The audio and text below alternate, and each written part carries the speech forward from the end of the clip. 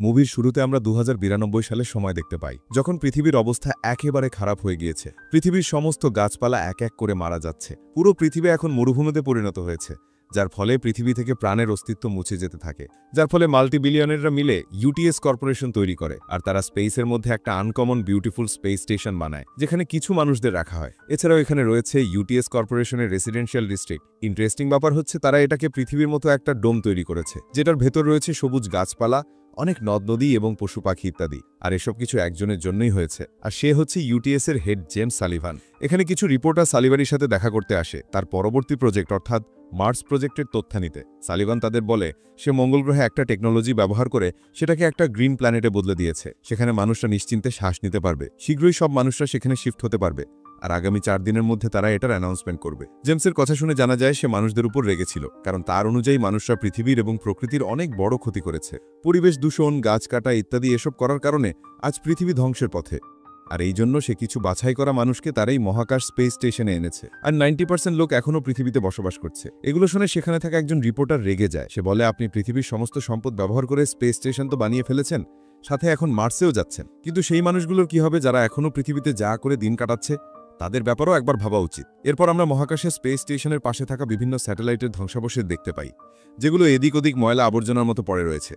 আর এই আবর্জনাগুলো পরিষ্কার করে স্পেস সুইপাররা। এখানে আমরা স্পেস সুইপারের একটি গ্রুপ দেখতে পাই, যাদের মধ্যে 4 মেম্বার রয়েছে। ক্যাপ্টেন জ্যাং তাদের লিড করে, দ্বিতীয় মেম্বার হচ্ছে তাইহোক, তৃতীয় মেম্বার হচ্ছে টাইগার পার্ক, আর চতুর্থ মেম্বার বব, যে কিনা একজন ফিমেল রোবট। এই 4 জন কোনোভাবে নিজেদের জীবিকা অর্জন করছে, কিন্তু তারা অনেক টাকা কামাতে চায়। এখন একদিন এই ক্রু মেম্বারের কন্টেনার পরিষ্কার করার সময় একটা ছোট বাচ্চাকে সেখানে দেখতে পাই তারা। বাচ্চাটাকে শিপে নিয়ে আসে। বাচ্চাটার নাম ছিল দোত্রি। এরা প্রথমে তাকে ইউটিএস সিটিজেন মনে করে, তবে কিছুক্ষণ পর তারা একটা খবর দেখতে পায়, যেখানে তার মতো দেখতে একটা মেয়েকে, যে আসলে রোবট ছিল, তাকে টেরোরিস্টরা অ্যান্ড্রয়েড বোর্ড হিসেবে ব্যবহার করেছে, যার কারণে একটি জায়গায় 100 জনের মৃত্যু হয়ে যায়।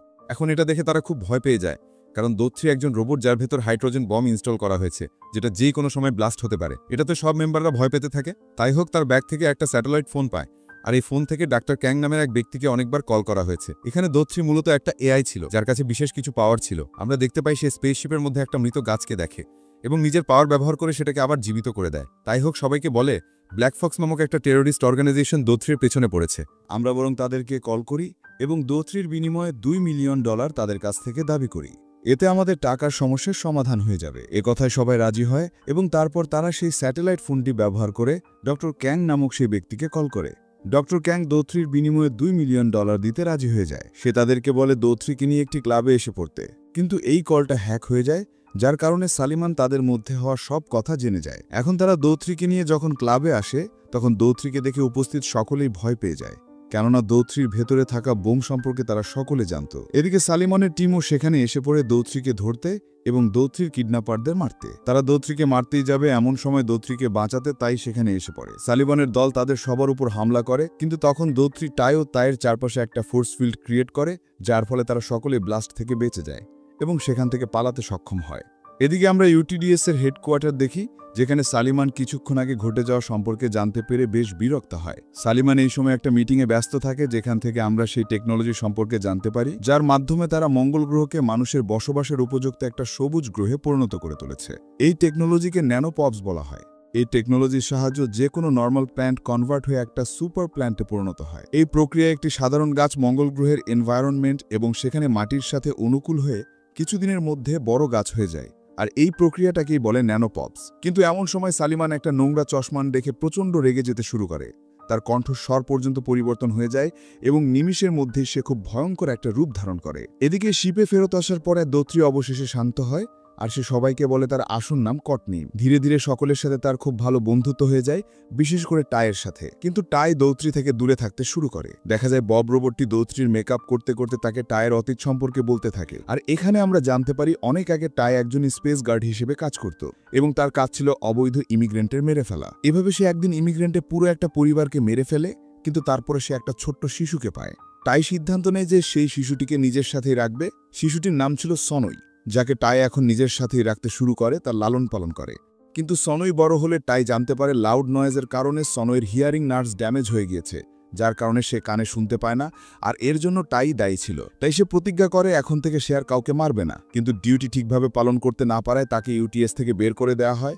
যার ফলে সে একদম পথে এসে পড়ে। সে জুয়া খেলতে শুরু করে, আর এই সময়গুলোতে সে সনয়কে ইগনোর করতে শুরু করে। একদিন যখন সনয় খাবার খুঁজছিল, ঠিক সেই সময় স্পেস থেকে অনেক বড় কিছু একটা সেই এরিয়ায় পড়ে যায়, যার কারণে সেই পুরো এরিয়া ধ্বংস হয়ে যায়। তাই সেই সময় শিপের ভেতরে ছিল, যার ফলে সে বেঁচে যায়, কিন্তু তার চোখের সামনে তার ছোট্ট সনয় স্পেসের মধ্যে কোথাও যেন হারিয়ে যায়। এরপরে টাই সনয়কে খোঁজার জন্য স্পেসে লস্ট অ্যান্ড ফাউন্ড অর্গানাইজেশনের সাথে কথা বলে, কিন্তু টাইয়ের কাছে তাৎক্ষণিক কোনো টাকা না থাকায় অর্গানাইজ টাইকে 3 বছরের সময় দেয় অর্থ জোগাড় করার জন্য। 3 বছর পরে তারা সনয়কে খোঁজার অভিযান শেষ করে জানাবে যে তারা সনয়কে পেয়েছে কিনা, এবং সনয় যেখানেই থাকুক না কেন তাকে টাইকে দিয়ে দেয়া হবে বা আবর্জনার সাথেই কোথাও ফেলে দেয়া হবে। আর এটাই ছিল টাইয়ের কাহিনী।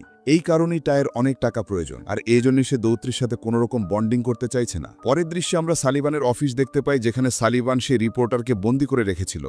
আমরা সালিবানের অতীত সম্পর্কে জানতে পারি, যখন সে 6 বছরের ছিল তখন একটা টেরোরিস্ট অর্গানাইজেশন তার পুরো পরিবারকে মেরে ফেলে। আর সেই থেকেই সালিবানের ইচ্ছা ছিল আরও বেটার একটা পৃথিবী তৈরি করার, যেখানে সবকিছুর নিয়ন্ত্রণ থাকবে তারই হাতে। আর এটাও জানা যায় এনভায়রনমেন্ট, পৃথিবী কিংবা মঙ্গল গ্রহ, এই কোনো কিছুরই আসলে সালিবানের কোনো পরোয়া ছিল না। এমনকি পৃথিবীর রিসোর্সগুলো ব্যবহার করেই সে মহাকাশী স্পেস স্টেশন বানিয়েছে। আর এরপরে সেই রিপোর্টারকেও মেরে ফেলা হয়। এরপরে দেখা যায় তাদের শিপের ভেতর বাহির থেকে কেউ এসে দোথরিকে কিডন্যাপ করার চেষ্টা করে, কিন্তু টাইগার এবং তাই তাদের ধরে ফেলে। এই লোকটির নাম ছিল করং, যে ছিল ব্ল্যাক ফক্স নামক সেই টেরোরিস্ট অর্গানাইজেশনের একজন সদস্য।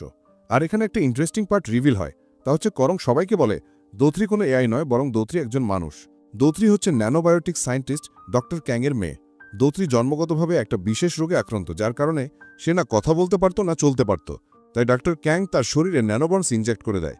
এতে করে দোথরি সম্পূর্ণরূপে সুস্থ হয়ে যায়, কিন্তু তার শরীরে বিশেষ কিছু পাওয়ার এসে পড়ে, ফলে সে অন্যান্য ন্যানোবন্ডসের সাথে যোগাযোগ করতে পারে, অনেক কিছুই সে নিয়ন্ত্রণ করতে পারে। কিন্তু যখন সালিবানের কানে এই কথা গেল, তখন সে দোথরিকে ব্যবহার করে পৃথিবীকে বাদ দিয়ে পুরো মঙ্গল গ্রহকে গ্রিন প্ল্যানেটে রূপান্তর করে দেয়। সে আরও বলে ব্ল্যাক ফক্স কোনো টেরোরিস্ট গ্রুপ নয়, বরং এনভায়রনমেন্ট গ্রুপ। তারা জানায় যে যখন তারা সালিবানের কার্যক্রম সম্পর্কে জানতে পারে, তখন তারা সালিবানকে প্রশ্ন করতে শুরু করে যে কেন সে পৃথিবীর সমস্যার সমাধান না করে পৃথিবীর পরিবর্তে মঙ্গল গ্রহকে গ্রিন প্ল্যানেটে রূপান্তর করল। কিন্তু তখনই সালিবান স্পেস গার্ডের ব্যবহার করে তাদেরকে মারার চেষ্টা করে এবং মিডিয়ার ব্যবহার করে তাদেরকে টেরোরিস্ট হিসেবে আখ্যায়িত করে। সালিবানের কাছে মানুষ খুবই বিভৎস একটা প্রাণী, এবং তার মঙ্গল গ্রহের প্রজেক্ট একদম সম্পূর্ণ হলে খুব শীঘ্র সে পৃথিবীকেও শেষ করে দিবে।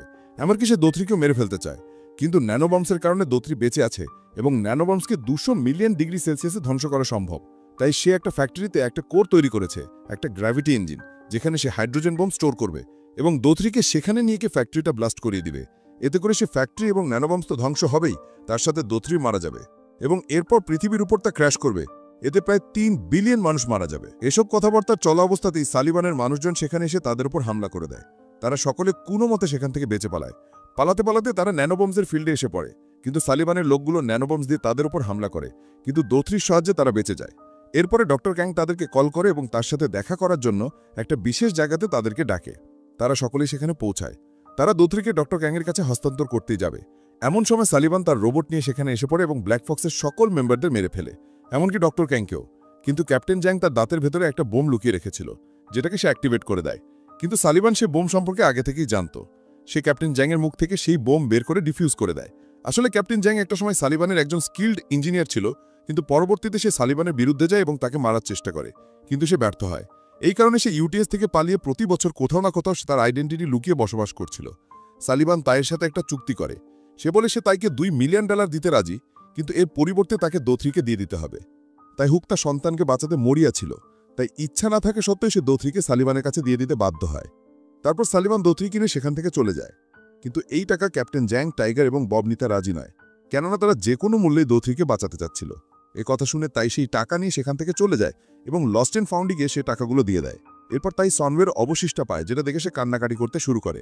সে সনওয়ের একটা নোটবুকও পায়, যেখানে সে লিখেছিল, আমি বড় হয়ে আমার বাবার মতোই একজন ভালো মানুষ হতে চাই এবং সবাইকে সাহায্য করতে চাই। এসব পড়ে সে একেবারে ভেঙে পড়ে এবং টাকা নিয়ে পুনরায় সে শিপে ফিরে আসে আর সকলের কাছে ক্ষমা চেয়ে বলে সে দোথরিকে বাঁচানোর জন্য প্রস্তুত। এরপরে তারা সকলে মিলে ফ্যাক্টরিতে যাওয়ার জন্য প্রস্তুতি নেয় এবং ফ্যাক্টরিতে চলে যায়। সেখানে আসার পরে জ্যাং বোমটাকে ডিফিউজ করার চেষ্টা করে, কিন্তু সে ব্যর্থ হয় এবং বলে এটা একটা হাইড্রোজেন বোম, যেটার রেডিয়াস ছিল 50,000 কিলোমিটার। এটা বিস্ফোরিত হলে এটা থেকে উৎপন্ন ক্রিপ্টানিক ওয়েভের কারণে সকল ন্যানোবম্বস মারা যাবে, এবং ন্যানোবম্বস মারা গেলে দোথরি আগের মতো সুস্থ হয়ে পড়বে এবং এক পর্যায়ে সেও মারা যাবে। এছাড়াও এটা এতটা ধ্বংসযোগ্য হবে যে পৃথিবীও ক্র্যাশ করবে। এখন একমাত্র উপায় ছিল এই বোমটাকে 5,000 কিলোমিটার দূরে নিয়ে যেতে হবে, এমন সময় সেখানে সালিভান এবং তার লোকজন এসে পড়ে। টাইগার তাদের সাথে অনেক মারামারি করে এবং তাদের সকলকে মেরে ফেলে। এরপরে তারা দোথরিকে নিয়ে সেখান থেকে বের হয়ে যায়। অ্যাটাকিং ড্রোন তাদের পিছনে আক্রমণ করে। কিন্তু এমন সময় captain Jung emergency channel on করে আর সকল স্পেস সুইপারদের কাছ থেকে সাহায্য চায় এবং তাদের সকলকে সালিভানের আসল রূপ সম্পর্কে জানায়। এই কথা জানার সাথে সাথে সকলে তাদের নিজস্ব শিপ নিয়ে বেরিয়ে পড়ে এবং তারা সকলে মিলে সেই ড্রোনগুলোকে ধ্বংস করতে থাকে। তারা যখন অরবিট ক্রস করবে ঠিক তখনই সালিভান সেখানে এসে তাদের ওপর হামলা করে দেয়, কিন্তু সে দেখতে পায় দোথরি তো সেই শিপে ছিলই না। আমরা জানতে পারি আসলে ক্যাপ্টেন জ্যাং দোথরিকে তার অন্য এক স্পেস সুইপার বন্ধুর শিপে রেখে এসেছে, আর এখন তাদের শিপে শুধুমাত্র সেই বোম পেয়েছিল। তবে তারা জানত যদি বোমটি তাদের শিপের মধ্যেই ব্লাস্ট হয় তাহলে তারাও মারা যাবে, তাই তারা সকলে একে অপরকে শেষবারের মতো বিদায় বলে। এসব দেখে সালিভান অনেক রেগে যায়, কেননা তার শিপও তাদের শিপেরই কাছে ছিল, তাই ব্লাস্ট হলে সেও মারা যাবে। দেখতে দেখতে সেখানে একটা বিশাল বড় ব্লাস্ট হয় এবং সেই ব্লাস্টে সালিভান মারা যায় এবং ন্যানোপোস্ট যেহেতু অনেক দূরে ছিল তাই তারা বেঁচে যায়। আর এই সময় ন্যানোপোস্ট ব্যবহার করে সেই 4 জনকে বাঁচিয়ে ফেলে। আমরা দেখতে পাই বব রোবট, যে কিনা মূলত একটা ফিমেল রোবট ছিল, সে মেয়েদের সিনথেটিক স্কিন নিজের শরীরে লাগিয়ে নেয়, যার কারণে তাকে অনেক সুন্দর দেখাচ্ছিল। এদিকে তারা 4 জন একটা নতুন শিপ কেনে। এরপর দেখা যায় মাঝে মধ্যে পৃথিবীতে যে গাছপালা জীবিত গল্প, যার কারণে আস্তে আস্তে পৃথিবীর এনভায়রনমেন্ট ভালো হতে শুরু করে। পুরোটা সময় আমাদের তাই লাগছিল, তাই এখন নিজের মেয়ের সন্ধানেই ছিল, অর্থাৎ সনিয়ের। কিন্তু সনি আসলে সে অ্যাক্সিডেন্টে মারা গিয়েছিল, তাই কেবল তার মেয়ের অবশিষ্ট ছোট টুকরা সন্ধানই ছিল, যেন সে তাকে শেষবারের মতো একবার দেখতে পারে, আর এই জন্যে সে টাকা জোগাড় করছিল। এরপর আমরা দেখি উন্নত প্রযুক্তি ব্যবহার করে তাই দোথরি সহজে তার মেয়ের একটা রিফ্লেকশন তৈরি করে, যার কারণে সে তার মেয়েকে শেষবারের মতো গুড বাই বলার সুযোগ পায় এবং এর মধ্যে দিয়ে মুভিটি এখানেই শেষ হয়ে যায়।